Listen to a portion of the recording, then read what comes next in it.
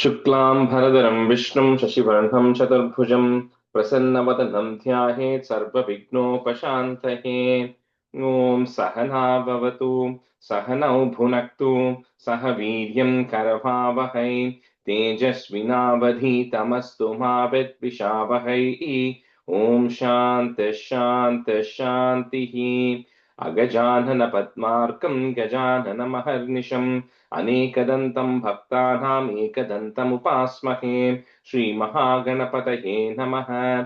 गुरवे सर्वलोकानां विषजे भवरोगिणां निधये सर्वविद्यानां श्रीदक्षिणामूर्तये नमः। अस्मद्गुरुचरणारविन्दाभ्यां नमः। वसुदेवसुतं देवं कंसचाणूरमर्दनं देवकी परमानन्दं कृष्णं वन्दे जगद्गुरुम्।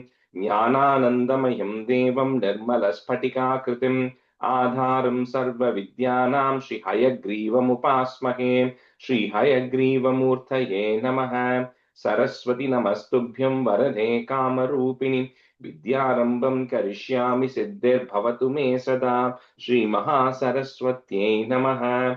उमाकोमलहस्ताब्जसम्भावितललाटकम् हिरण्यकुण्डलं वन्दे कुमारं पुष्करस्रजं। வெற்றிவேல் முருகனுக்கு ஹரஹரோஹரா. லோகவீரியம் மகாபூஜ்யம் சர்வரக்ஷாகரம் விபும் பார்வதி ஹிருதயானந்தம் சாஸ்தாரம் பிரணமாம்யகம். சுவாமியே சரணமையப்பா. वागर्ताविव सम्पृक्तौ वागर्त प्रतिपत्तये जगतः पितरौ वन्दे पार्वती परमेश्वरौ। श्री पार्वती परमेश्वराभ्यां नमः। कोमलं पूजयन् वेणुं श्यामलोऽयं कुमारकः वेदवेद्यं परं ब्रह्म तस्मै श्रीगुरवे नमः। अस्मद्गुरुचरणारविन्दाभ्यां नमः। श्रीकृष्ण गोविन्द हरे मुरारे श्रीनाथ नारायण वासुदेव। श्रीकृष्ण गोविन्द हरे मुरारे श्रीनाथ नारायण वासुदेव। श्रीकृष्ण गोविन्द हरे मुरारे श्रीनाथ नारायण वासुदेव। पीताम्बरं करविराजितचक्रशङ्खकौमोदकी सरसिजं करुणासमुद्रं राधासहायम् अतिसुन्दरमन्दहासं वातालयेशम् अनिशं हृदि भावयामि।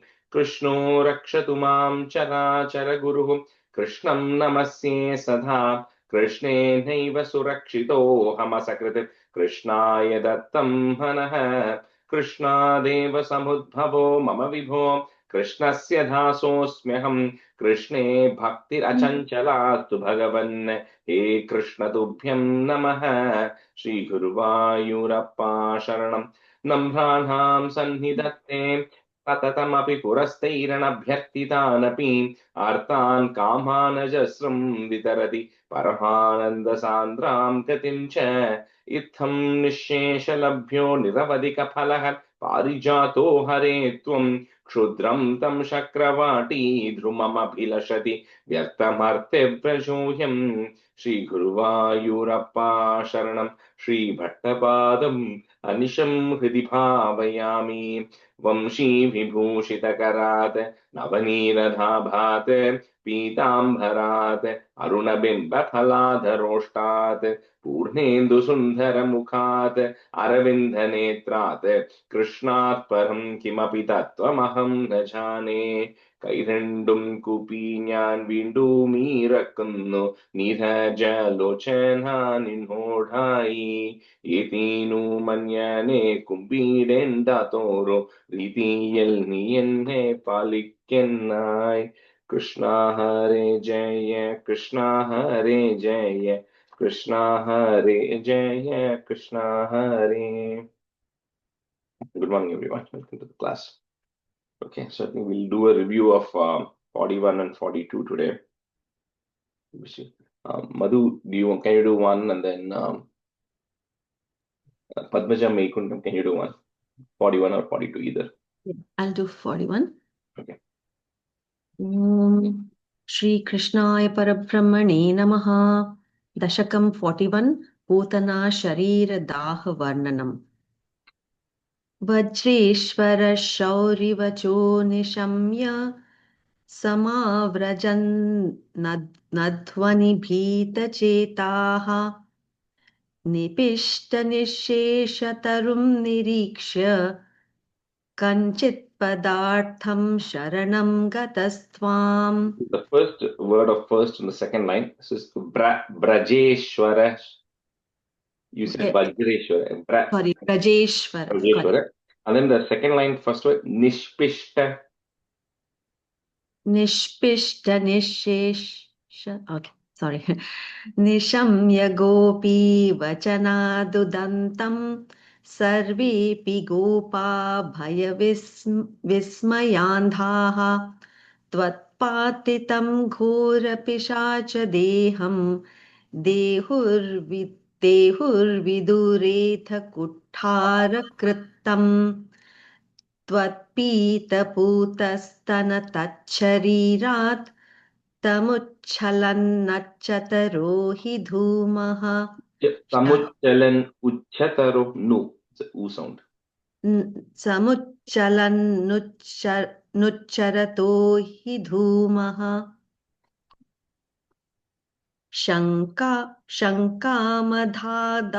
शङ्कामधादागरवः किमेषः किं चान्दनो गौलगुलवोऽथ वेति मदङ्गसङ्गस्य फलं न दूरे क्षणेन तावद्भवतामपि स्यात्.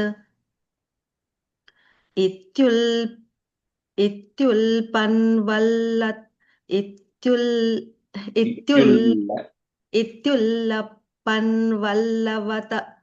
Sorry, I get confused. इत्युल्लपन्वल्लवतल्लते जेभ्यः त्वं पूतनामातनुथाः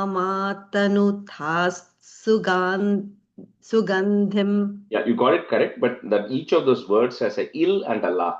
Ityullapan vallava talla jebhyah. Okay, each of it is a il and a la. इत्युल्लपन्वल्लवतल्लजेभ्यः. Sorry, I should practice more. चित्रं पिशाचानहतः कुमारः चित्रं पुरैवाकथिशौरिणेदम् इति प्रशसन् किल गोपलोका भवन्मुखालोकरसे न्यमाङ्क्षीत्. Gopaloko, the second line just before the comma, that word. Okay.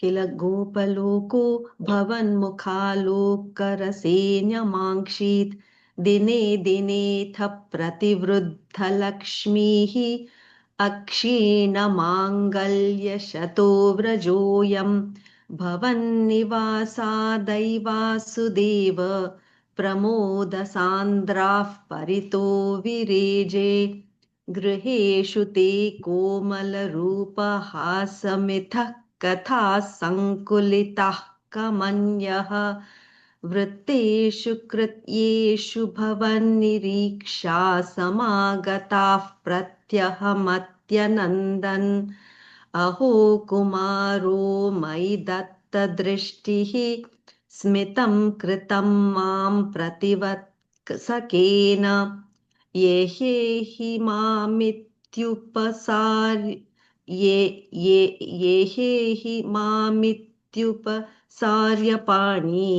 त्वयीश किं न कृतं वधूभिः भवद्वरूपस्पर्शन कौतुकेन करात्करं गोपवधूजनेन नीतस्त्वमाताम्रसरोजमाला व्यालम्भिलोलम्बतुलामलासीः. First word, bhavat vapus. भवद्वपुस्पर्शन. Sorry, I said wrong.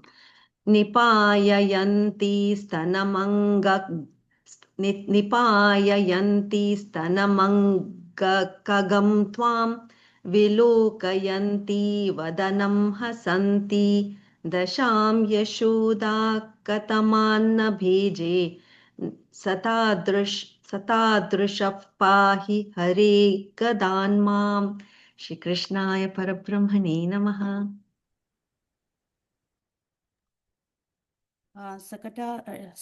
शकटासुरनिग्रहं शकटासवधवर्णनं कदापि जन्मरक्षदिने तव प्रभो निमन्त्रितज्ञातिवधूमहीसुर महासनस्त्वां सविधे निधाय सा महानसादौ ववृते व्रजेश्वरी second Mahanasastvam.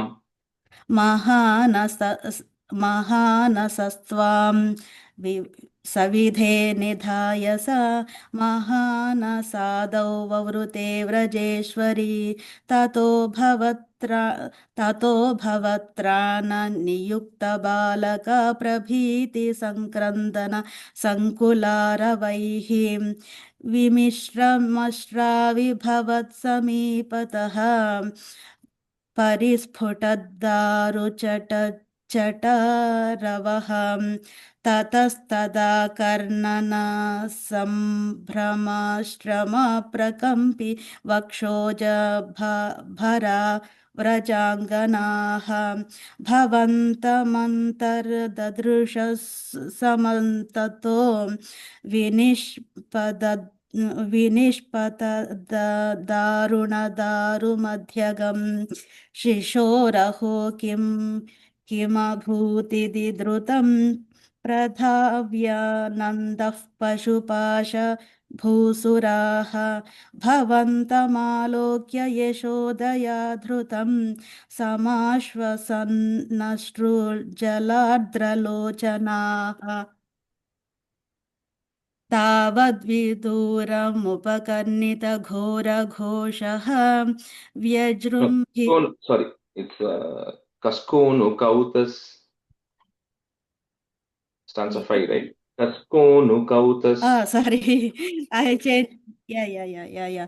I changed my page. Cusco नु कौतुस्कुत एष विस्मयो विसङ्कटं यच्छकटं विपाटितं न कारणं किञ्चिदिहेति ते स्थिताः स्वनासिका दत्तकरास्त्वदीक्षकाः कुमारकस्यास्य पयोधरार्थिनः प्ररोदने लोलपदाम्बुजाहतं मया दृष्टमनो विपर्यगात् इतीशते पालकबालका जगुः भिया तदा किञ्चिदजानतामिदं कुमारकारणम् अतिदुर्घटं वचः भवत्प्रभावा विदुरैरितीरितं मनागिवा शङ्क्यत दृष्टपूतनैः प्रवालताम्रं किमिदं पदं क्षतं सरोजरम्यो नो करो विरोजितौ इति प्रसर्पत् करुणातरङ्गिताः त्वदङ्गमापस्पृशर् अङ्गनाजनाः अयोसुतं देहि जगत्पतेः कृपा अयोसुतं देहि जगत्पतेः कृपा So, first word is Aye. You said Ayo. Aye Sutam. Yeah, thank you.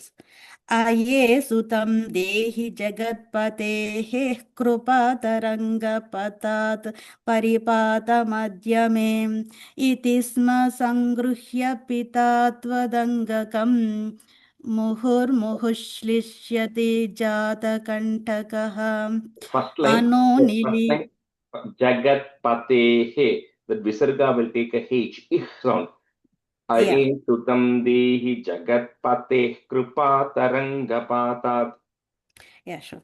आये सुतं देहि जगत्पतेः कृपातरङ्ग पातात् परिपातमध्यमे इति स्म सङ्गृह्य पिता त्वदङ्गकं मुहुर्मुहुश्लिष्यति जातकण्टकः अनोनिलीनः किल हन्तुमागतः सुरारिरेवं भवता विहिंसितः रजोऽपि नो दृष्टममुष्य तत्कथं सशुद्धसत्त्वे त्वयि लीनवान् ध्रुवं प्रपूजितैस्तत्र ततो द्विजातिभिः विशेषतो लम्भितमङ्गलाशिषः व्रजन्निजैर्बाल्यरसैर्विमोहयन् मरुत्पुराधीश रुजां महीहि मे Yahi ॐ me. जहीहि मे श्रीकृष्णाय परब्रह्मणे नमः. Okay, we'll continue with the Dashakam 43. I think we finished up to stanza 7, so we'll continue from 8 today. Priya Narayanan, you can be student, and Krishnanji, you can be student. So stanza 8. एकैकमाशु परिगृह्य निकामनन्दन् नन्दादिगोपपरिरब्धविचुम्बिताङ्गम् आधातु कामपरिशङ्कितगोपनारी हस्ताम्बुजप्रपतितं प्रणुमो भवन्तम्. So just to recap, so in the last 2 weeks back when we saw Trinavarta, who had come in the form of like a whirlwind or a tornado, right? And he had then taken Krishna up. And then Krishna had suddenly become heavier that day. And when he had taken Krishna up, eventually Krishna became more heavier. That Trinavarta was not able to discard Krishna because he was not able to lift. At the same time, he was not able to lift him also anymore or discard him. And eventually, when the time came, both of them landed on a big block of stone. And Trinavarta landed and Krishna was on top. And then we saw how the Gopikas then had to go climb up and pick Krishna up from top of Trinavarta, like somebody picked up a small blue gem from the top of a mountain. That's how we ended stanza 7. So, of course, like it happens, it happened in Putana's case, Sakatasura's case, now in Trinavarta's case, immediately all of them rush there, pick up Krishna, make sure that everything is okay. And then, everybody was concerned about Krishna, of course, because he's a small baby. And then Yujin kept jumping from one Gopika's hand to other Gopika's hand, because everybody wanted to make sure you were okay. And so was Nanda Gopa as well. They were all happy to make sure to see that nothing had happened to you. Ekaikamashu parigrihya nikama. We're going to put a plus at the end of that line. So the first two lines are going to be together. So second line, if we have a double na, one of them will come to the end of the first line. So it becomes nikama nandan, and then a plus, nandadi gopa parirabda vichumbitangam.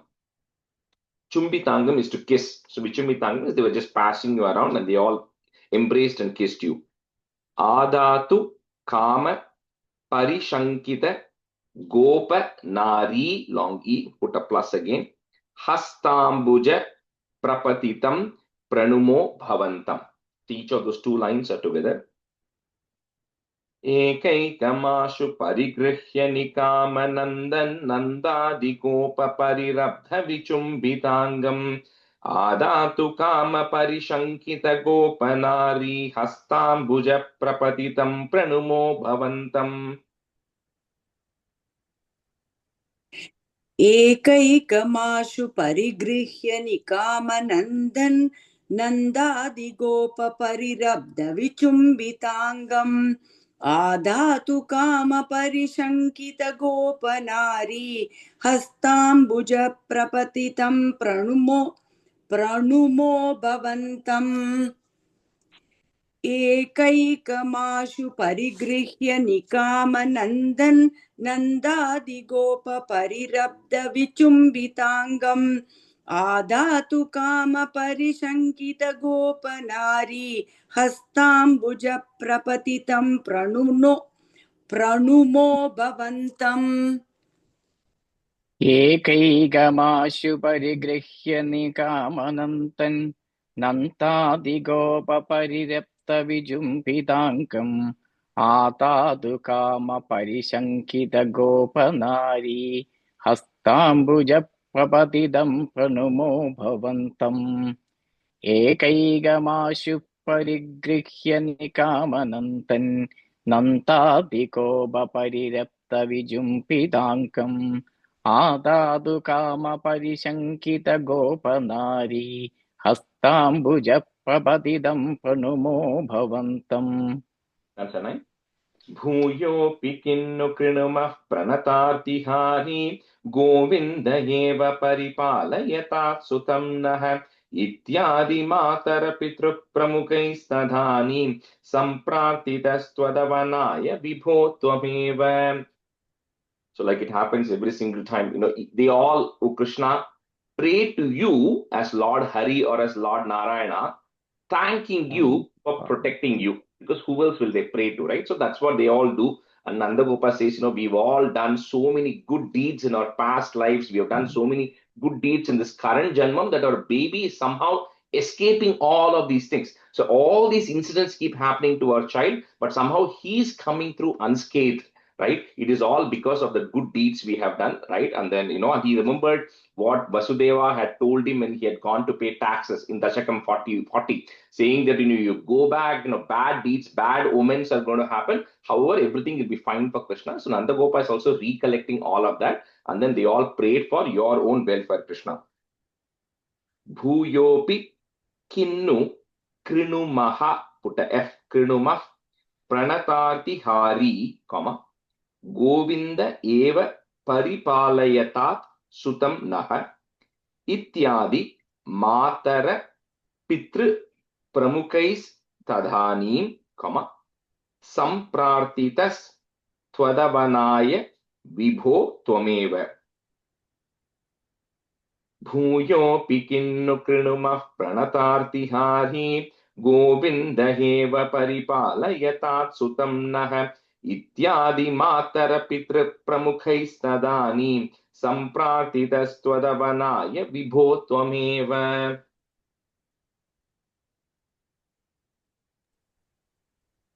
भूयोऽपि किन्नु कृणुमः प्रणतार्तिहारी गोविन्द एव परिपालयतात् सुतं नः इत्यादि मातरपितृप्रमुखैस्तदानीं सम्प्रार्थितस्त्वदवनाय विभो त्वमेव भूयोऽपि किन्नु कृणुमः प्रणतार्तिहारी गोविन्द एव परिपालयतात् सुतं नः इत्यादि मातरपितृप्रमुखैस्तदानीं सम्प्रार्थितस्त्वदवनाय विभो त्वमेव भूयोऽपि किन्नु कृणुमः प्रणतातिहारी गोविन्द एव परिपालयता सुतं नः इत्यादि मादरप्रमुखैस्तदानीं सम्पादितस्त्वदवनाय विभो त्वमेव भूयोऽपि किन्नु कृणुमः प्रणतातिहारी गोविन्द एव परिपालयता सुतं नः इत्यादि मादरप्रमुखैस्तदानीं सम्पादितस्त्वदवनाय विभो त्वमेव. Krishnaji, the second line, middle word, paripalayatat. Paripalaya. Yeah. I think you were adding an extra na there, but there's no na there. Okay. That's certain. Vatatmakam danujameva mayi pradhunvan vatodbhavan mama gadan kimuno dhunoshi kim va karomi punarapya nilalayesha nishesha roga shamanam muhurartaye tvam. So you can kind of mark this stanza and keep it's a one nice stanza if anybody is suffering from anything related to Vayu, right? So he's saying, Bhattipada is saying, Krishna, this Danuja, this Asura, came in the form of a tornado, came in the form of a heavy wind, and you were able to get rid of that Asura who came in the form of a tornado. And what am I suffering with? I am suffering with this rheumatoid arthritis, which is caused by the Vayu imbalance in my own body. So that is so insignificant or irrelevant compared to the tornado who you got rid of in Trinavarta, right? So if you can get rid of that tornado, getting rid of the Vayu problem I'm suffering with is not a big deal for you. So, but he says at the same time, what else can I do other than continue to pray to you and request you to eliminate my disease, right? So he says, oh God, please eradicate the disease and the ailments I'm suffering from as well. So Vatatmakam Dhanujam, the Dhanuja who came in the form of a Vata, in form of wind, Vatod Bhavan Mama Gadan, I who is suffering because of the Vata Roga, because of because of the Vayu deficiency.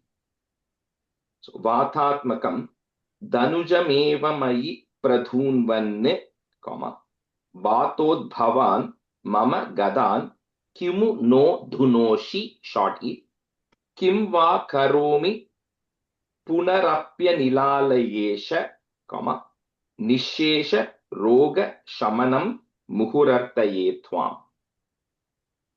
Vatatmakam Danujameva Mayi Pradhunvante Vatodbhavan Mamagadan Kimuno Dhunoshi Kimba Karomi Punarapya Nilalayesha Nishesha Roga Shamanam Muhurartaye Twam. वातात्मकं दनुजमेव मयि प्रधून्वन् वातोद्भवान् मम गदान् किमु नो धुनोषि किं वा करोमि पुनरप्यनिलालयेश निःशेषरोगशमनं मुहुरर्तये त्वाम् वातात्मकं दनुजमेव मयि प्रधून्वन् वातोद्भवान् मम गदान् किमु नो धुनोषि किं वा करोमि पुनरप्यनिलालयेश निःशेषरोगशमनं मुहुरर्तये त्वाम् वादात्मकं तनुजमेव मयि प्रधून्वन् वादोद्भवान् मम गदान् किमुन्नो धुनोषि किं वा करोमि पुनरप्यनिलालयेश निशेषरोगशमनं मुहुरोर्धये त्वाम् वादात्मकं दनुजमेव मयि प्रधून्वन् वादोद्भवान् मम गदान् किमुनो धुनोषि किं वा करोमि पुनरप्यनिलालयेश निशेषरोगशमनं मुहुरोर्धये त्वाम्. The last word, Muhurartaye Twam.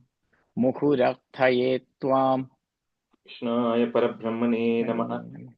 You go to Dasakam 44. Jata Karma Namakarana Varnana. Namakarana is naming. Jata Karma is kind of when they write the horoscope for the child, at a particular point, they then write what the future is going to be. So Namakarana, naming ceremony. So this is like it looks like a 2-line stanza Dashakam, but the tune is that of a 4-line. So it might feel a little odd initially, but then you'll eventually get it. Stanza 1. Gudham Vasudeva Gira Kartum te Nishkriyasya Samskaran Hridgata Hora Tattvo Gargamunihi Twadgriham Vibhogatavan. So one person is getting introduced here called as Garga Muni. So Garga is a very famous Rishi Muni. He is famous for writing this Garga Samhita, which is also a very big set of work. So this Garga is he's like the chief priest of the Yadava clan, where Vasudeva is part of. And he's also a very famous astrologer. All of those people, and even knew all the Jyotisha Shastras and all of this at that time. So Vasudeva, he kind of knows all the problems that Kamsa is going to be causing Krishna. So he then sends Garga Muni in a very secret way to Nanda Gopa's house, right? Because he wants to make sure that Garga Muni is doing the right duties. Because Nanda Gopa, you have to remember, they're cowherds, right? They're like Vaishyas. So they may not generally believe in all of these traditional things. They have their own approaches. But Vasudeva felt that I have to force and send Garga Muni there. So Nanda Gopa will do the Namakaranam for the baby, perform the right Vedic ceremonies and everything. So he sends Garga Muni to Nanda Gopa's house.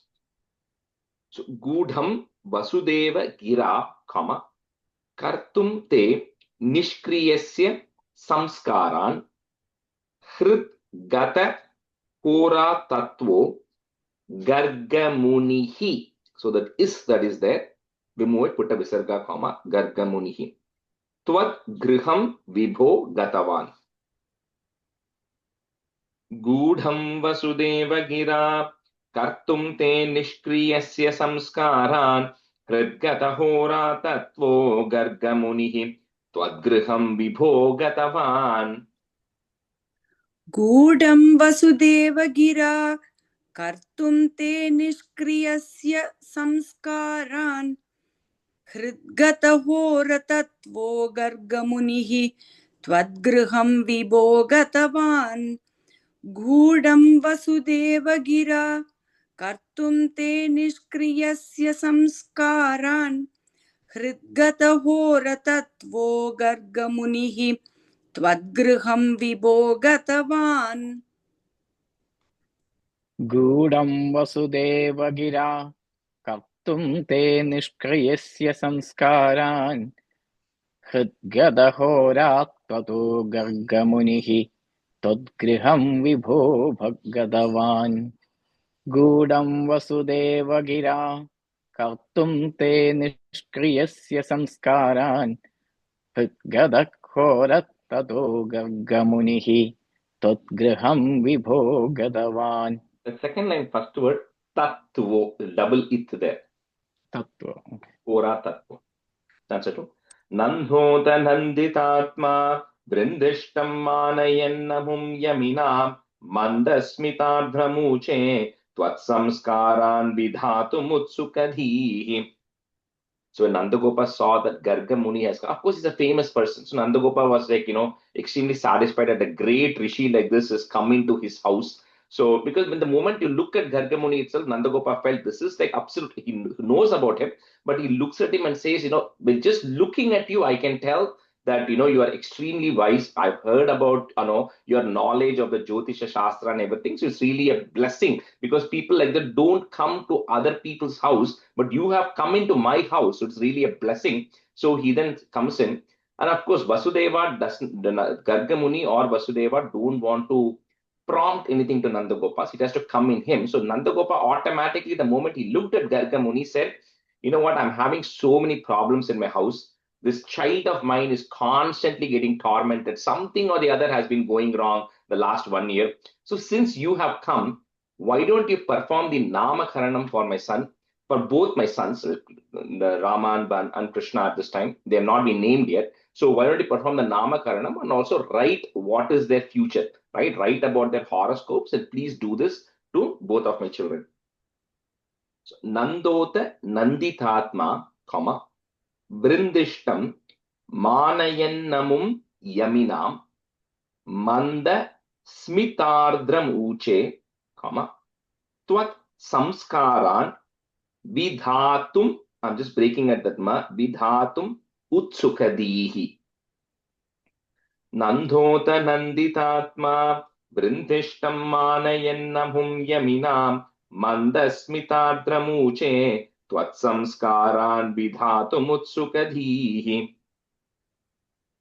नन्दोत नन्दितात्मा वृन्दिष्ठं मानयन्नमुन् यमिनां मन्दस्मितार्द्रमूचे त्वत्संस्कारान् विधातुमुत्सुकदीः नन्दोत नन्दितात्मा वृन्दिष्ठं मानयन्नमुं यमिनां मन्दस्मितार्द्रमूचे त्वत्संस्कारान् विधातुम् उत्सुकदीः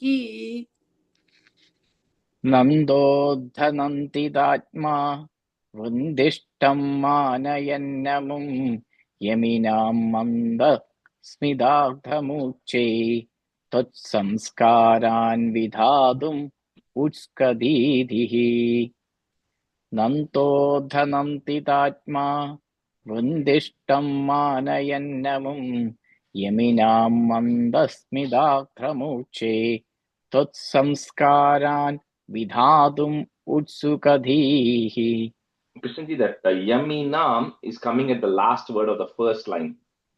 So Manayannamum Yaminam and then ends. Okay. Okay. Sanskrit. यदुवंशाचार्यत्वात् सुनिभृतमिदम् आर्यकार्यमिति कथयन् गर्गो निर्गतपुलकः चक्रे तव साग्रजस्य नामानि.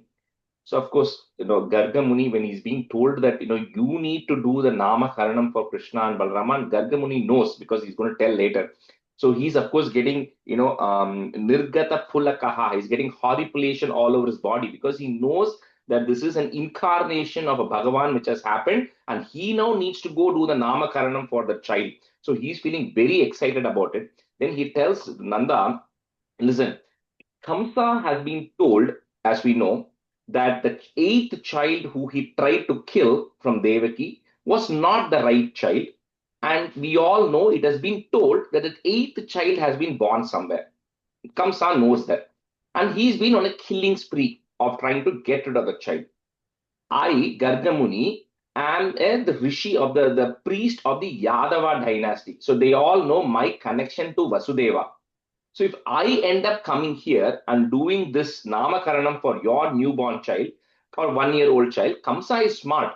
He'll be able to tie these things together and he'll know for certainty that this boy is the eighth child of Devaki. He'll be able to trace it back, right? So he says, I'll be so glad to perform this naming ceremony, but I cannot do it in public, right? So he says, we're going to do it in private. You are not going to invite a lot of people and all of that stuff. So Vasudeva says, Nandagopal says, totally fine. He says, my cow shed is there where nobody enters, nobody will have access to it. So we'll do it in secrecy in my cow shed. So that's what Nandagopal agrees to do your Namakarana, Namani.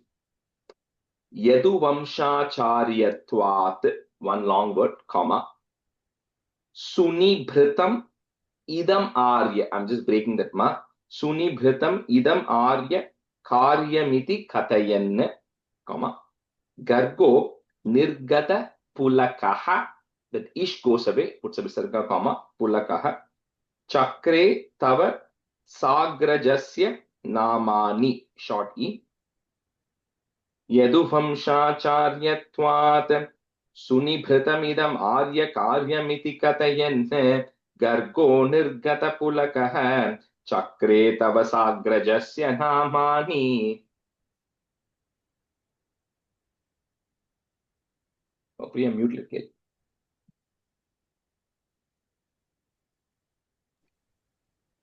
यदुवंश आचार्यत्वात् सुनिभृतम् इदमार्यकार्यमिति कथयन् गर्गो निर्गतपुलकः चक्रे तव साग्रजस्य नामानि. The first word, Yaduvamsha Acharya, is correct, but then you cannot break it that way. So it becomes Yaduvamsha Acharyatvat. Okay. यदुवंश आचार्यत्वात् सुनिभृतम् इदमार्यकार्यमिति कथयन् गर्गो निर्गतपुलकः चक्रे तव साग्रजस्य नामानि. Again, you broke that first word.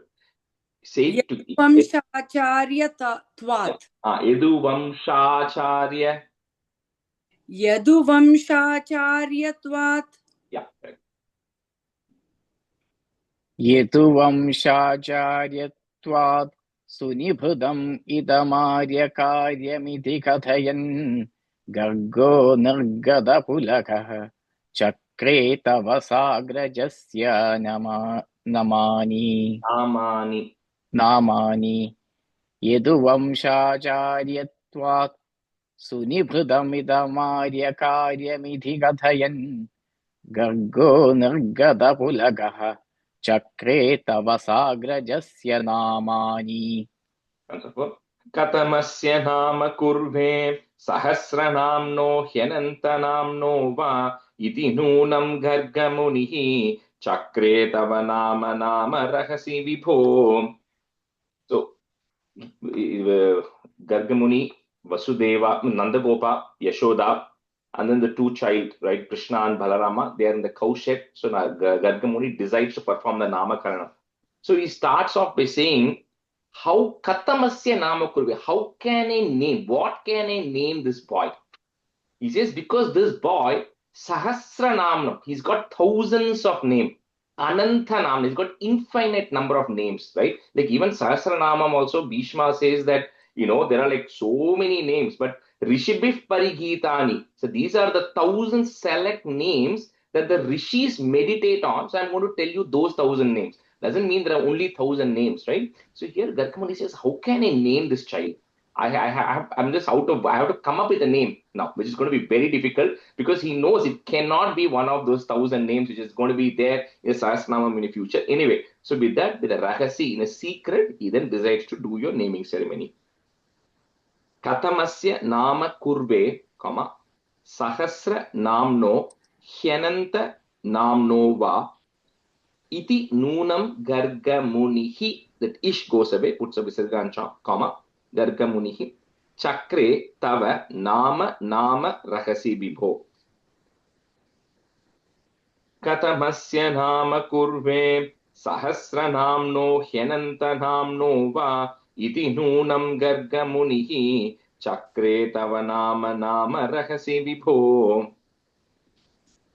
कथमस्य नाम कुर्वे सहस्रनाम्नो ह्यनन्तनाम्नो वा इति नूनं गर्गमुनिः चक्रे तव नाम रहसि विभो कथमस्य नाम कुर्वे सहस्रनाम्नो ह्यनन्तनाम्नो वा इति नूनं गर्गमुनिः चक्रे तव नाम रहसि विभो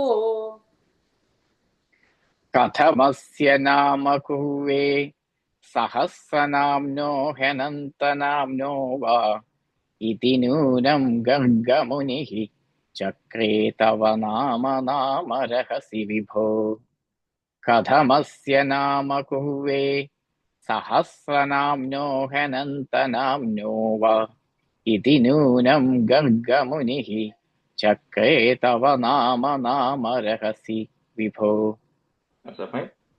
कृषि धातु नकाराभ्याम सत्तानंदात्मतां किलाबिलपत जगदगकर्षित्वं वा कथय दृशिः कृष्ण नाम ते व्यतनोत्. So he has not come up with a unique name. So he then thinks about it in the way. There's another beautiful stanza which is there in my book, not part of Narayaneeyam. I'll just say that Krishir Bhuvachaka Shabdo Shanascha Nirvriti Vachakah Tayor Aikyam Param Brahma Krishna Ityabhidhiyate. So what it does is it says the first word Krishi.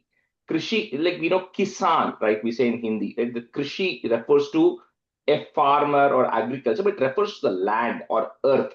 So you take the word Krishi, which is the root word of the word Krishi, which is Krish, and that stands for earth, and Na in Sanskrit, not Na, because when you say Putana, that is the Na, the low Na. This is Krishna, right? So it's the second Na in Sanskrit, because the first Na means no. This Na stands for bliss or happiness. So he takes the word Krishi, and takes the word Na and merges them together, which means the one who gives bliss or happiness to earth. Earth in a sense, it doesn't mean the bhulokam. It just means any land, right? Or it also means existence, where beings exist. So the one who gives happiness or constant bliss to any existence is called as Krishna, right? Now, Krishna also has a meaning of being black, because Vyasa was called as a Krishna Dvaipayana, the black person who was born in an island. So Krishna is also black in color, but the actual meaning of the word, the naming of the word Krishna, this is the actual meaning of it. He's the one who always gives bliss to anybody who is in existence. Right? So with that, he then named you Krishna. Krishi dhatu nakharabhyam, comma, sattanandatmatam, one word, sattanandatmatam kilabhilapat jagadaga karshitvam va katayadrishihi, comma, Krishna namate vyatanot. Krishi dhatu nakarabhyam sattanandatmatam kilabhilapat jagadhaga karshitvam va katayadrishihi Krishna namate vyatanot. ऋषिधातु नकाराभ्यां सत्तानन्दात्मतां किलाबिलपत् जगदघ कर्षित्वं वा कथय दृशिः कृष्णनामते व्यतनोत् कृषिधातु नकाराभ्यां सत्तानन्दात्मतां किलाबिलपत् जगदघ कर्षित्वं वा कथय दृशिः कृष्णनामते व्यतनोत् कृषिधातु नकाराभ्यां सत्तानन्दात्मदां किलोभिलपत् जगत्कर्षितां वा कथय दृष्टिः कृष्णनामदेवतनोत् कृषिधातु नकाराभ्यां सत्तानन्दात्मदां किलोभिलत् किलाभिलत् जगत्कर्षित्वां वा कथय दृष्टिः कृष्णनामदेवतनोत्. The second line, first word, Jagadagha Karshitvam. Jagadagha Karshitvam. Okay. Stanza 6. Anyamscha nama bhedhan vyakurvannagraje cha ramadhin atimanushanubhavam jagadatvam aprakashayan pitre. So he then starts the other child, right? He says, this other child who's there, who's the elder one, he's always going to bring happiness to everybody who's around them. So he's going to be called as Rama, the one who brings happiness to everybody around them. However, this person also will have extraordinary body strength, right? So he's going to be very powerful and very strong. So because of that, you're going to add the word Bala in front of him. So it's called Bala Rama. So one who's very strong and the one who's actually going to bring happiness to everybody around him. And remember, Nandagopal thinks that Krishna is his own son, born to Yashoda. But they all know that Balarama is born to Rohini, who is Vasudeva's wife, but Nandagopal is taking care like it is his own son. So because this child is bringing the two families together of Vasudeva, Rohini and Nandagopal, Yashoda, because he's staying with them. So because he's bringing them together, he's also called as Sankarshana, the one who is able to bring people together. So he says, with this, you then name Balarama as Balarama, Rama, and Sankarshana. You give them various names. Then he comes to Krishna and he says, that he then starts talking about Krishna. Right? Name, Namakaranam is that. So now he's going to talk about the horoscope of this child. He says, this son of yours, this is not his first birth. Of course, it's a human birth. He's already taken several births before. But he says he is born in every yugam, this child incarnates. This child is born.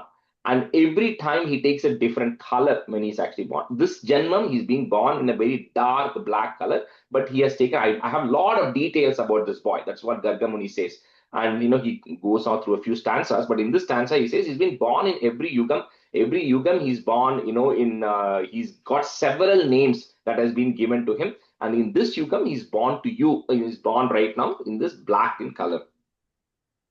Anyamscha nama bhedan, comma, Vyakurvannagraje, in and na, Vyakurvannagraje cha Ramadin, Atimanushanubhavam, comma, Nyagadat Twam, I'm breaking at that im, Nyagadat Twam, Aprakashayan Pitre. Anyamscha nama bhedan, Vyakurvannagraje cha Ramadin, Atimanushanubhavam Nyagadatvam aprakashayan pitre. अन्यांश्च नामभेदान् व्याकुर्वन्नग्रजे च रामादीन् अतिमानुषानुभावं न्यगदत्वामप्रकाशयन् पितृ अन्यांश्च नामभेदान् व्याकुर्वन्नग्रजे च रामादीन् अतिमानुषानुभावं न्यगदत्वाम् अप्रकाशयन् पित्रे अन्यां च नामभेदान् व्याकुर्वन् अग्रजे च रामदीन् अधिमानुषभावं न गत्वाम् अप्रकाशयन् पित्रे. Last line. Nyagadat tvam aprakashayan pitre. अन्यांश्च नामभेदान् व्याकुर्वन् अग्रजे च रामादीन् अधिमानुषानुभावं न गदत्वाम् अप्रकाशयन् पित्रे. Understand? Snihyati yastava putre muhyati sana mayikaih punashokaihi druhyati yassatu nashyet ityavadatte mahatvam rishivaryah. So your mahatvam, Garga Muni says in a very simple way. He says, whoever snihyati, whoever loves your child, this Krishna, will not be overcome with Maya. They will not fall under the illusion of Maya. However, whoever is druhyati, whoever is going against this boy, is going to be gotten it up. They're going to face a lot of trouble. Like for all those Rajini fans, Rajini says, Nallavanukku nallavan, kettavan kettavan. And the Mari, he says, if you are in love with this boy, he will make sure that you cross this burden of Maya and illusion and you're going to get liberated. At the same time, if you're going to go against him, even then actually you will get liberated only. But it will also result in your downfall. Just like how we saw Trinavarta, all of them, Kamsa, they all get liberated also. But then they go through so much stress to get liberated. But by loving him, you can get liberated in a very easy and a happy way. Snihyati yastava putre, comma, muhyati tana mayikaihi, put a F, mayikaih, punaha, put a ish, punash, shokaihi, druhyati yaha, put a is, yes, satu nashyet. So the D that is there, we just breaking into a I and a E. So nashyet, comma, ityavadatte mahatvam rishivaryah. If you can break it, that ma will be easy. Snihyati yastava putre muhyati sana mayikaih punashokaihi druhyati yassatu nashyet ityavadatte mahatvam rishivaryah. स्निह्यति यस्तव पुत्रे मुह्यति सन मायिकैः पुनः शोकैः द्रुह्यति यस्य तु नश्येत् इत्यवदत्ते महत्त्वं ऋषिवर्यः स्निह्यति यस्तव पुत्रे मुह्यति सन मायिकैः पुनः शोकैः द्रुह्यति यस्य तु नश्येत् इत्यवदत्ते महत्त्वं ऋषिवर्यः स्निह्यति यस्तव पुत्रे मुह्यति सनमायिकैः पुनः शोकैः द्रुह्यति यशतु नश्येत् इत्यवदत्ते महत्त्वं ऋषिवर्यः स्निह्यति यस्तव पुत्रे मुह्यति सनमायिकैः पुनः शोकैः द्रुह्यति यशस्तु नश्येत् इत्यवदत्ते महत्त्वं ऋषिवर्यः. All right, we'll just switch halfway. Lalita Murli can be student and Harini you can be student. Stanza 8. Jeshyati bahutara daityan neshyati nicha bandhu lokamamala padam sroshyati subimala kirti rasyeti bhavat vibhutim rishiruche. So it continues by saying, the greatness of Krishna, saying that, it's been recorded in history that any time the gods or good people have been harassed, this child has taken birth every time at that point to rescue them and to protect them in the past. That's his legacy, right? He's already done that in the past. And similarly here, in this Janmam, he's been born primarily because all the Gopas, all of you who are here and the rest of the world who are facing difficulties, he's born specifically, he's taken birth to get rid of all of those difficulties and also to bring auspiciousness to all of you and always keep you happy. That's why this child has taken birth. And and he says, even in the future, Bhavat Vibhuti. Vibhuti means praise, greatness. He says, not just now, all through your life, you will start hearing, you will hear only the greatness of this child. He's go on to do some extraordinary things, which you'll always be constantly hearing the praise of your child. Jeshyati Bahutara Daityan, comma, Neshyati Nija Bandhu Lokam Amalapadam. If you want to break it, that Lokam Amalapadam. Sroshyati. Some books have Sroshyasi. Sa. If you have a sa, change it to a ta. Sroshyati Suvimala Kirti Rasyeti, comma, Bhavat Vibhutim Rishi Ruche. Can just break it, that it'll be easier. Jeshyati Bahutara Daityan Neshyati Nija Bandhu Lokam Amalapadam Sroshyati Subimala Kirti Rasyeti Bhavat Vibhutim Rishi Ruche.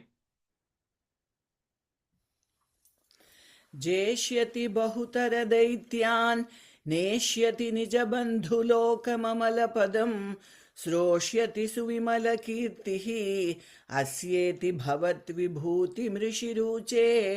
And the Kirti is a ra with points. So Kirti Rasyeti and then comma. कीर्तिरस्यति. जेष्यति बहुतर दैत्यान् नेष्यति निजबन्धुलोकममलपदं श्रोष्यति सुविमलकीर्तिरस्येति भवत्. Correct? Correct. Yeah. रस्येति भवद्विभूतिमृषिरुचे.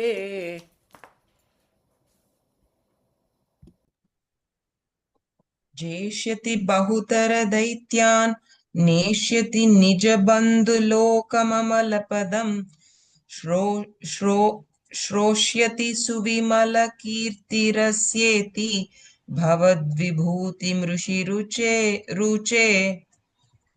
जेष्यति बहुतर दैत्यान् नेष्यति निजबन्धुलोकममलपदं श्रोष्यति सुविमलकीर्तिरस्येति भवद्विभूतिमृषिरुचे. That's right. Amunaiva sarvadurgam taritasta kritastamatra tishtadvam harirevyetena bhilapan ityadi tvama varnayat samunihi. So he continues to say, that like he said before, he says whenever the demigods have had problems, whenever the asura strength has come, they've always worshipped Lord Vishnu, and he then comes and protects those demigods. Similarly, anyone who needs help, you pray to this boy. This boy will always come and help you. Essentially, it says he tells everything great about you, except literally spilling it out that you are that Hari himself, right? Because he cannot quite disclose that. However, Gargamuni knows you are the incarnation of Narayana. So he says, Hari Evetyana, literally just not saying you are Hari. Other than that, he says all the greatness of Narayana and says this boy is like that, this boy is going to help out, no, nothing to worry. He has helped multiple times in the past. He'll make sure your kulam is going well. And you are to, he says, don't worry about this boy at all, because he says you won't be able to take care of this boy. That's what he's telling Nandagopa.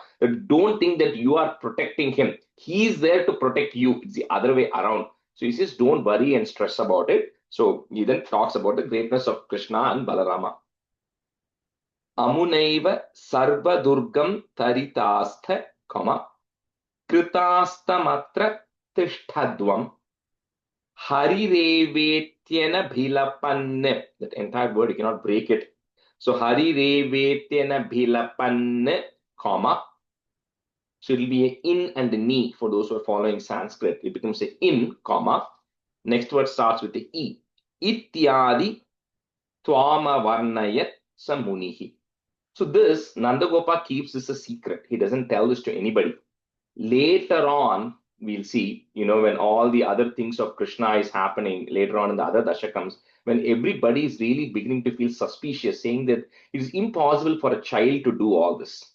When the Kali and Arthanam happens, when the Govardhana incident happens, so they all start wondering what is happening. At that time, Nandagopa spills the beans on this. He says, this is an extraordinary child. Garga Muni told me long time back. I just did not disclose it to all of you. So they all go through so many years without knowing the greatness of Krishna. But even they all still don't know he's an incarnation of Bhagavan. They still know he's a child, but they think he's a child prodigy. He's just smart, he's just strong, he's able to do all these things, right?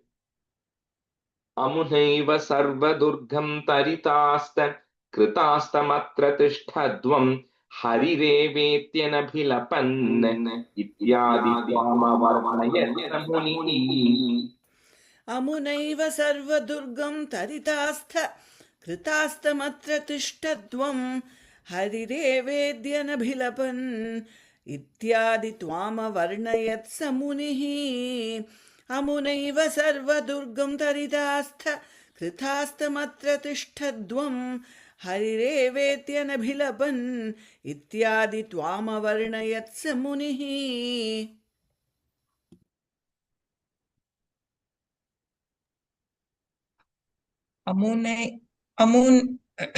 अमुनैव सर्वदुर्गं तरितास्त कृतास्तमत्र तिष्ठध्वं हरिरेवेत्यनभिलपन् इत्यादि त्वामवर्णयत् स मुनिः अमुनैव सर्वदुर्गं तरितास्त कृतास्तमत्र तिष्ठध्वं हरिरेवेत्यनभिलपन् इत्यादि त्वामवर्णयत् स मुनिः. गर्गेत निर्गतेऽस्मिन् नन्दित नन्दादिनन्द्यमानस्त्वं मद्गदमुद्गदकर्णो निर्गमय श्रीमरुत्पुराधीश. So with that, Garga Muni then leaves, having said all these great things, having done the Namakaranam, having written the horoscope for both of the boys.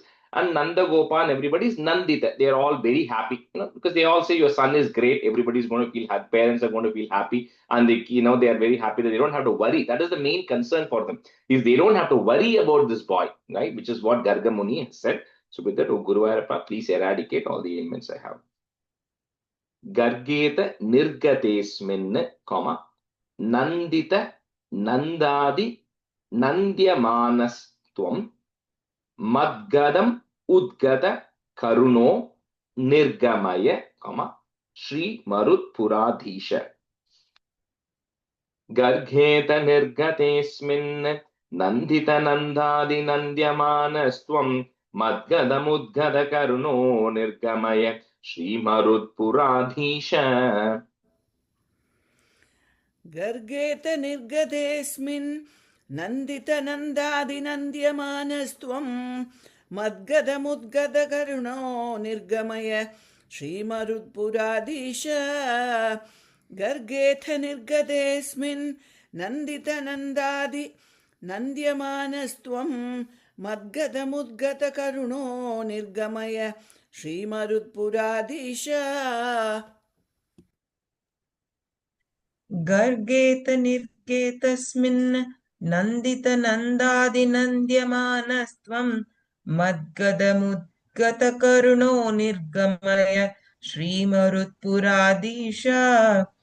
गर्गेत निर्गतेस्मिन् नन्दित नन्दादि नन्द्यमानस्त्वं मद्गदमुद्गतकरुणो निर्गमय श्रीमरुत्पुराधीश. Shri Krishnaya Parabrahmane Namaha. Dasakam 45. Krishnasya Bala Krida Varnanam. So, well, Krishna, in all the other incarnations, right? Like we said, Leela avatharams, like Narasimha avataram, Matsya avataram, Kurma avataram. Bhagavan comes, does his job of what is supposed to happen and go. Krishna avataram, Rama avataram are Purna avatarams. Like there is a starting point and there is a finishing point for that avataram. But even in Ramavataram also, a lot of things are happening. Things go pretty fast. Like for those who attended Dushyanji's lecture recently, he gave each of the kandam how many stanzas, right? They don't talk that Rama was crawling, Rama was walking. If Rama is born, then directly then Vishwamitra comes, takes him to the, to take care of the demons and all that. He directly jumps there. But in Krishna Avataram, no. In Krishna Avataram, this detailed description of Krishna began to crawl, Krishna began to walk, because the whole idea of Krishna writing Bhagavatam is to make sure you fall in love with Krishna, right? Of everything that Krishna did. So similarly, Narayanam, because it's a condensation of Bhagavatam, it has one chapter here dedicated, 45 is dedicated to from Krishna being 1 year old, where a 1 year baby is crawling a little bit or beginning to walk in some cases, all the way to the point the boy starts running. This entire Dasakam is just that. What Krishna does, crawling and walking and running, right? That's pretty much the whole Dasakam. There's no Leela or anything here. It's just what every baby does, right? But then because it's Krishna, he's special. So we'll go through that. Stanza 1. Ai sabala murare panijanu pracharaihi kimapi bhavana bhagan bhushayantau bhavantau chalita charana kanjau manju manjira shinja shrabana kutuka bhajau cheratushcharu vegat. This talks about, oh Krishna and Balarama, at some point you started moving on your Pani and Janu. Pani is hands, Janu is knees. So you start moving with your hands and knees, which means you start crawling. And when you start crawling all over the Nandagopa's house, which means even there is cow dung or urine, you don't care. You just crawl through all of those things. And it's normally babies move looking at the beauty of the house. When something looks pretty, they go move in that direction. But in your case, Krishna, it's the opposite. Because you went somewhere, that part of the house is getting beautiful because everybody is rushing to see you there, right? So you then go there, and of course you had this the anklets that put on your feet. So because of that, every time you move, you're also creating this beautiful sound. So along with that and along with your beauty, the entire place was lighting up, right, with happiness.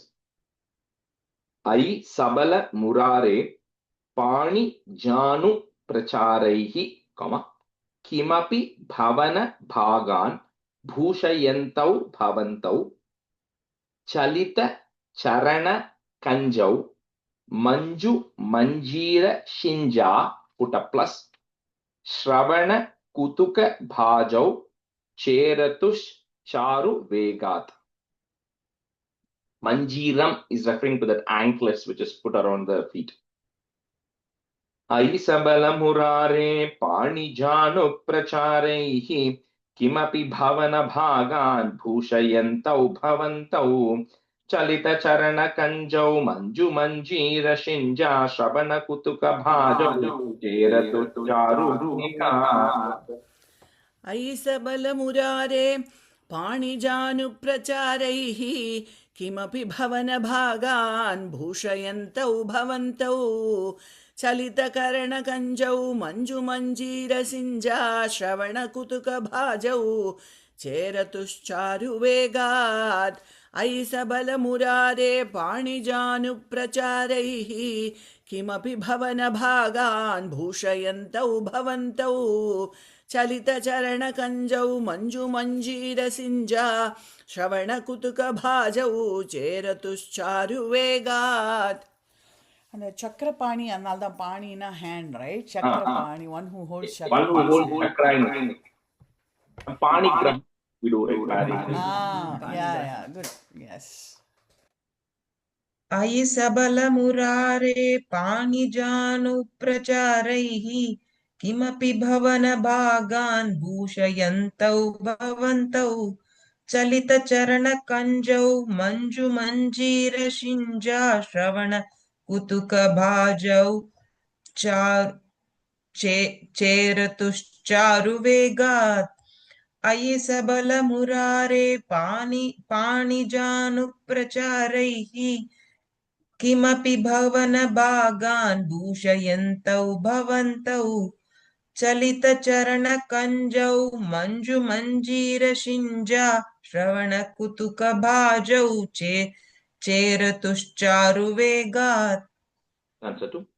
मृदु मृदु विहसन्ता उन्मिषद्दन्तवन्तौ वदनपतितकेशौ दृश्यपादाब्जधेशौ भुजगलितकरान्तव्यालगत्कङ्कणाङ्कौ मतिमहरतमुच्चैः पश्यतां विश्वनृणाम्. So Krishna, at that time, of course, all babies, you can apply this to, but Krishna is special. So he says, Krishna, when you smile, then, you look, the smile is beautiful. It reveals the teeth inside of you, which is beginning to grow. And then Krishna was born with, like we said, he has a dense hair, black curly hair. So that is making you look even more beautiful.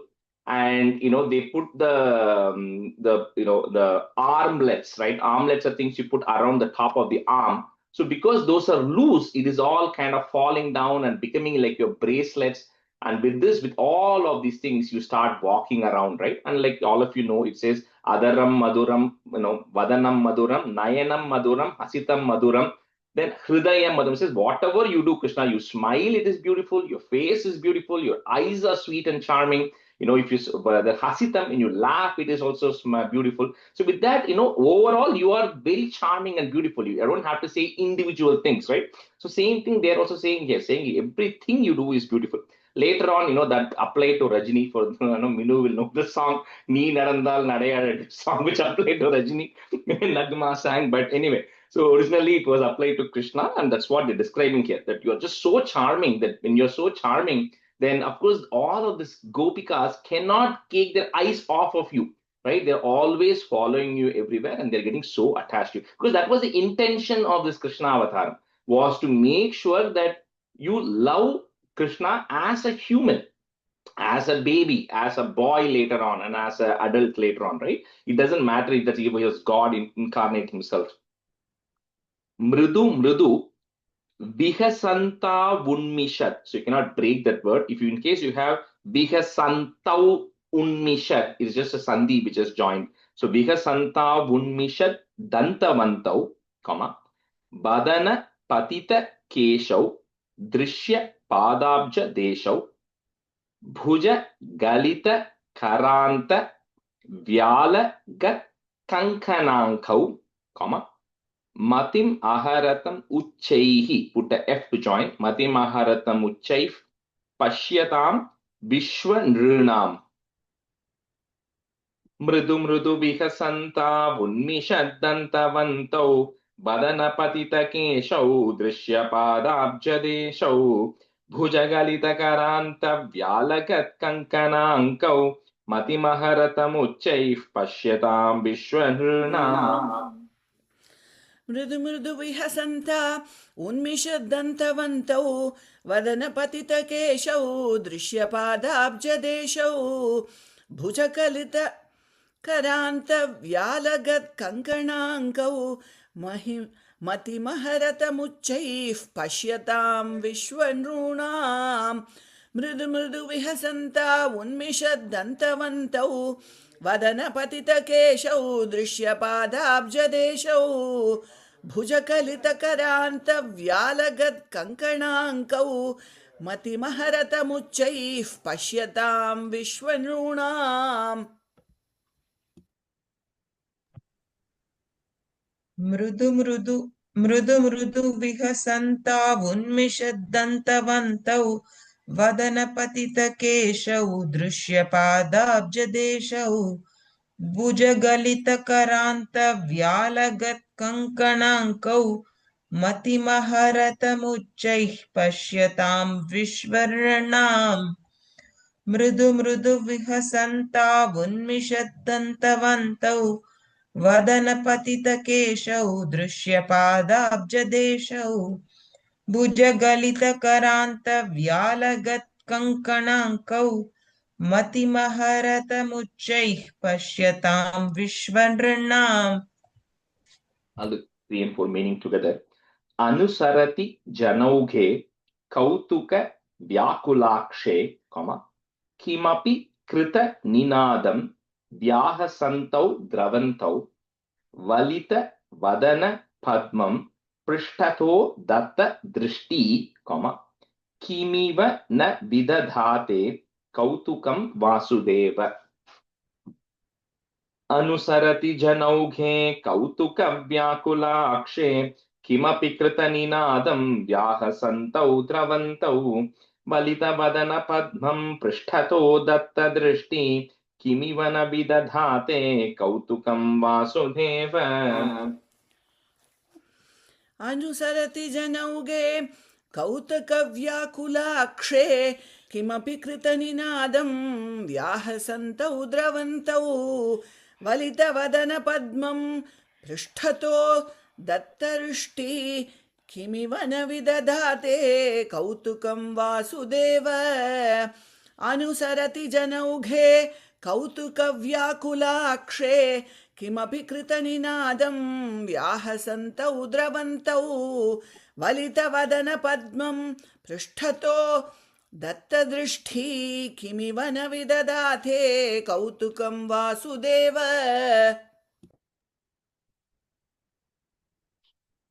अनुसरति जनौघे कौतुकं व्याकुलाक्षे किमपि कृतनिनादं व्याहसन्तौ द्रवन्तौ वलितवदनपद्मं पृष्ठतो दत्तदृष्टि किमिव न विदधाते कौतुकं वासुदेव अनुसरति जनौघे कौतुकं व्याकुलाक्षे किमपि कृतनिनादं व्याहसन्तौ द्रवन्तौ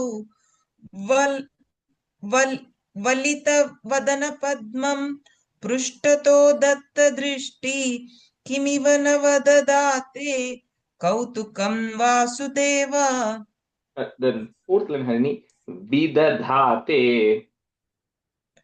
विदधाते okay And the विदधाते last word is Vasudeva.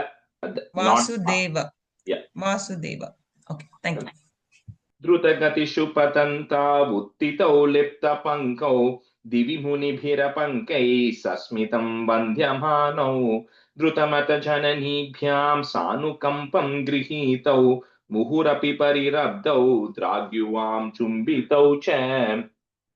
Like any other child does, like when Krishna and Balarama were crawling, then when they used to hear other anklet sound, they used to run behind those, crawl to those people. Suddenly they would realize that it is not Yashoda or Rohini, and then they would immediately start running back to their own mother, and they used to look back because, of course, they won't prefer their mother.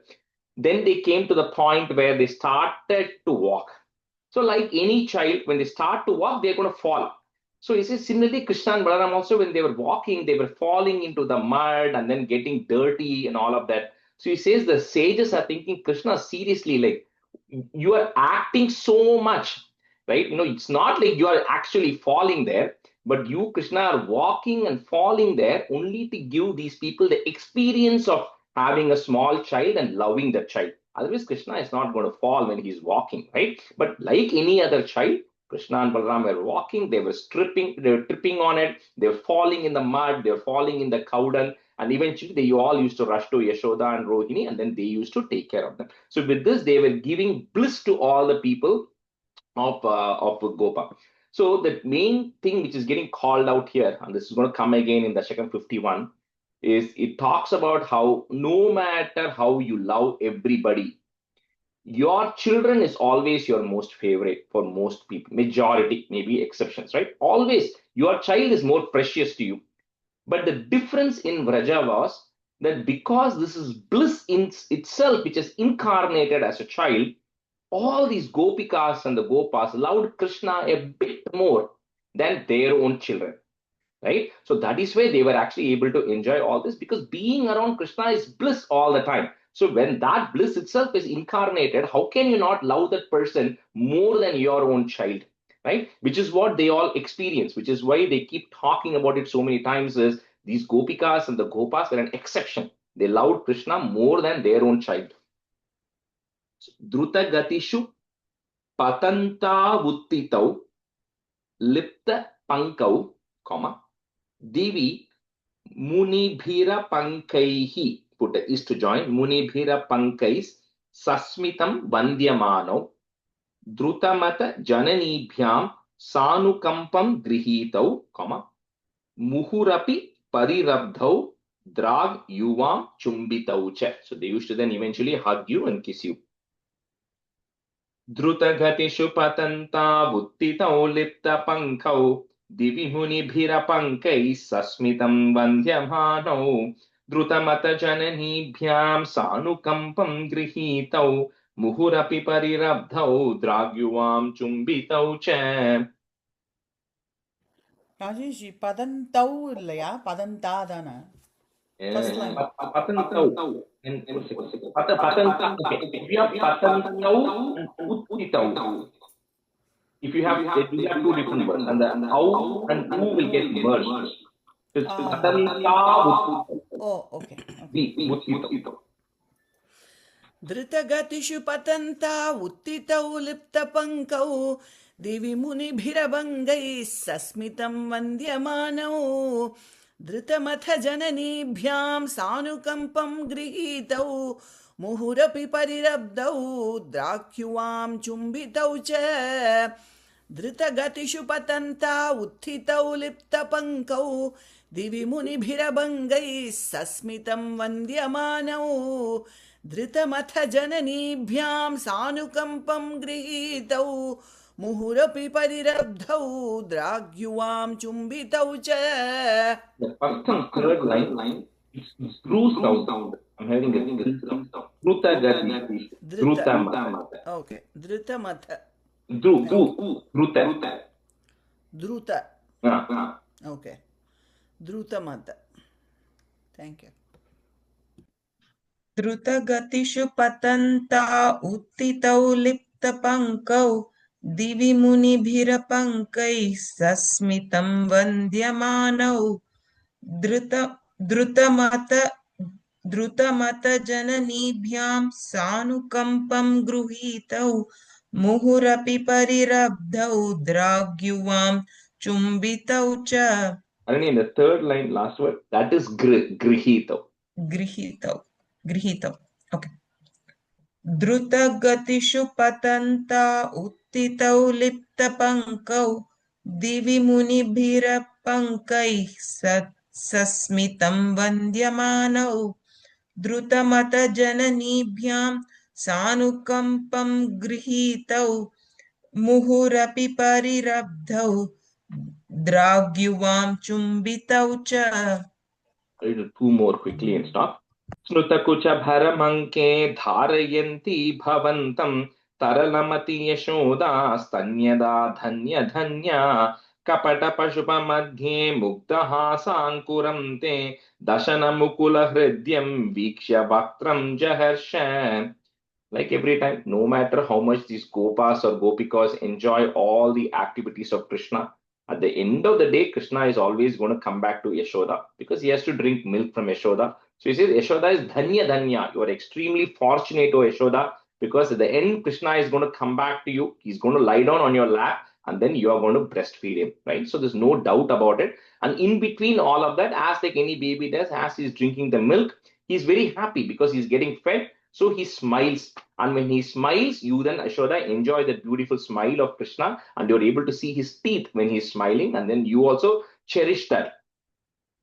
Snuta kucha bharamanke dharayanti bhavantam, taralamati yashoda stanyada dhanya dhanya kapata pashupa madhye mugda hasankurante, dashana mukula hridyam vikshya vaktram jaharsha.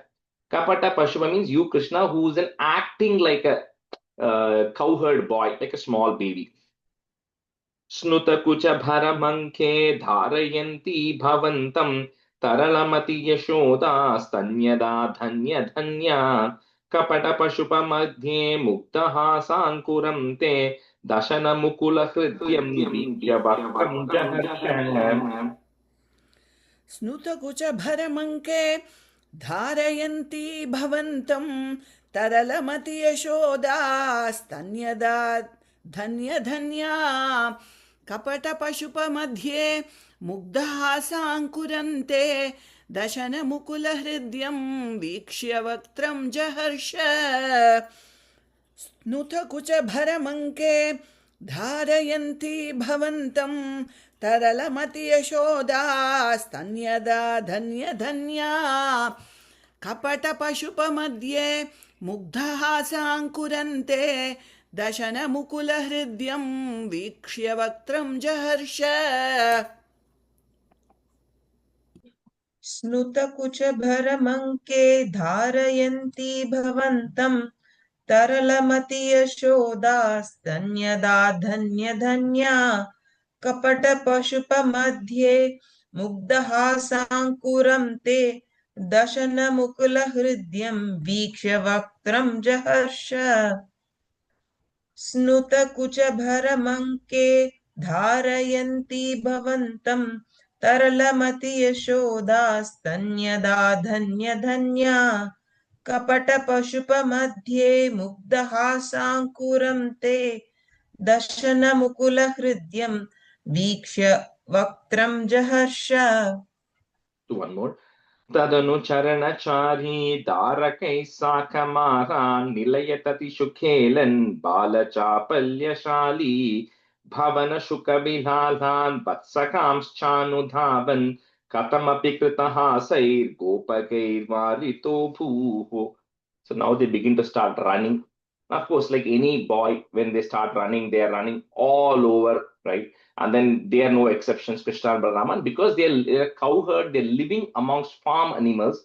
The activity for them is to hold on to the tail of the calves or to go chase Shukha, which is a parrot, or Vatsakan, which is calves, or cats, right, which is Bilala. So you go chasing around all the farm animals, and then all these Gopa Gopikas enjoy all these activities of Krishna and Balarama running behind all of these animals.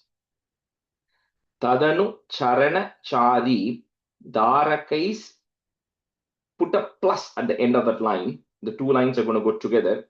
Next line, you will have an in and a ni. So I'm just going to move the in to the end of the first line. So Darakais Sakamaran in plus Nilaya Tatishu Khelan Bala Chapalya Shali Bhavana Shuka Vilalan Vatsakamsh Chanudhavan,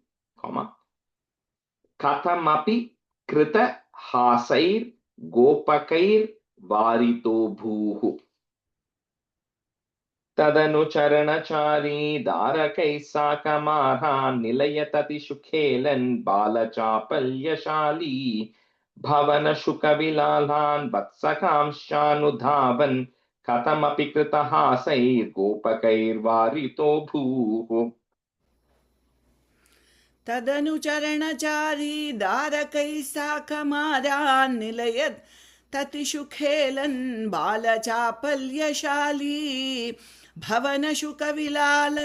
विलालान् वत्सकांश्चानुधावन् कथमपि कृतहासैर्गोपकैर्वारितो भूः. तदनुचरणचारी दारकैः साकमारान् निलयततिषु खेलन् बालचापल्यशाली भवनशुकविलालान् वत्सकांश्चानुधावन् कथमपि कृतहासैर्गोपकैर्वारितो भूः. ராஜேஷி எனக்கு விடாலான்னு கொடுத்து Vidalan, change it, it means the same thing. It's referring to cat. So just change it to Bilalan. விலாலான். Okay. Yeah. तदनुचरणचारी दासकैः साकमारान् निलयततिषु खेलन् बालचापल्यशाली भवनशुकविलालान् वत्सकांश्चानुधावन् कथमपि कृतहासैर्गोपकैर्वारितो भूः. First line, the Darakais. Okay. तदनुचरणचारी दारकैः साकमारान् निलयततिषु खेलन् बालचापल्यशाली भवनशुकविलालान् वत्सकांश्चानुधावन् कथमपि कृतहासैर्गोपकैर्वारितो भूः. தாரகைனா என்ன? Darakais, I don't know exactly. And the last line, in the line of the Darakai Sakamara. I think just that sentence means you start playing with boys. So, but I don't know specific on the word in there. Yeah, but I think playing with other boys and other kids is what it is. Shri Krishnaya Parabrahmane Namaha.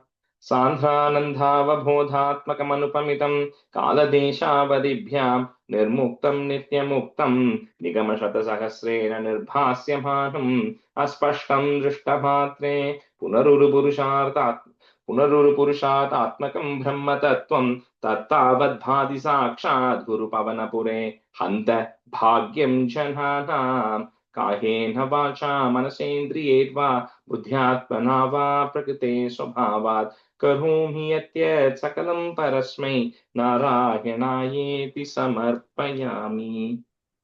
Thank you everyone. Thank you. Thank you. Thank you, Rajesh. Rajesh. Bye everyone.